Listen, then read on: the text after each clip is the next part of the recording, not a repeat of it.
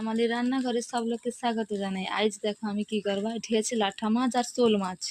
লাঠা মাছ আর শোল মাছ কচু দিকি টক হবে কি দিকি কত, এই যে টাভা দিকি কচু দিকি শোল মাছ প্লাস লাঠা মাছ দিকি টক। আর এটি দেখো আমার শালগম ভাজা হয়েছে, এই যে শালগম ভাজাটা হয়েছে। আমি নামিলে এবার টকের রেসিপিটা তোমাকে দেখিব।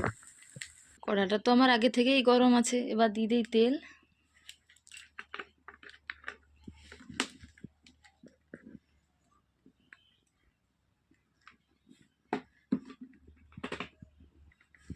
তেলটা একটু গরম হইতে দেবো।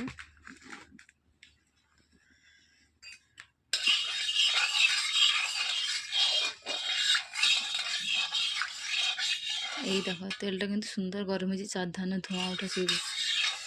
এবার এই যে লাঠা মাছ আর শোল মাছ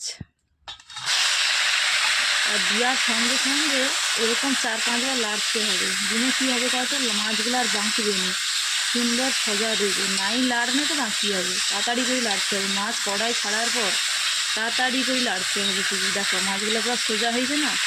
আর যদি এটা নাই নাড়া হইতাম তাই নিয়ে বাঁকি কি পুঁজি ঝাড়িতাম মাছগুলো। এই দেখো সুন্দর সোজা সোজা মাছগুলো দেখো। এবার মাছটা ভাজা হতে রয়ে তারপর দেখা যাবে। এই যে দেখো মাছ ভাজা আমার কমপ্লিট হয়েছে। দেখো মাছটাতে একটাও বাঁকছে। লাঠা মাছ কিন্তু ভাজতে গেলে বাঁকি যায়, প্রায় লোকের বা আমারও বাঁকতে হয়। তারপরে আমি যখন নিজে একটা প্রসেস শিখলি তারপর আর বাঁকেনি, মানে কড়াই দুই করে খালি লাড়তে হবে, তারপরে দেখো আর বাঁকবে না। এই যে আমার দেখো এরকমই মাছটা ভাজবে টকের জন্য, আর বেশি লাল করবানি। এবার এই ভাজাটা তুলিলে, কড়া তো আমার অলরেডি গরমই আছে।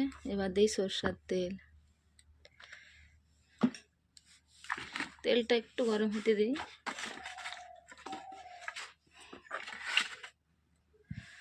এবার দিই একটা শুকনো লঙ্কা কাটা।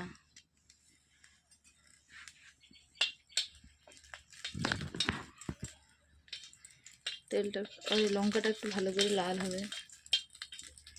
এই যে লঙ্কাটা আমার কিন্তু লাল হয়েছে। এবার 5 ফোড়ন, এই যে কতটা দিয়ে দিয়েছি দেখো এইটুকু। এই যে 5 ফোড়ন।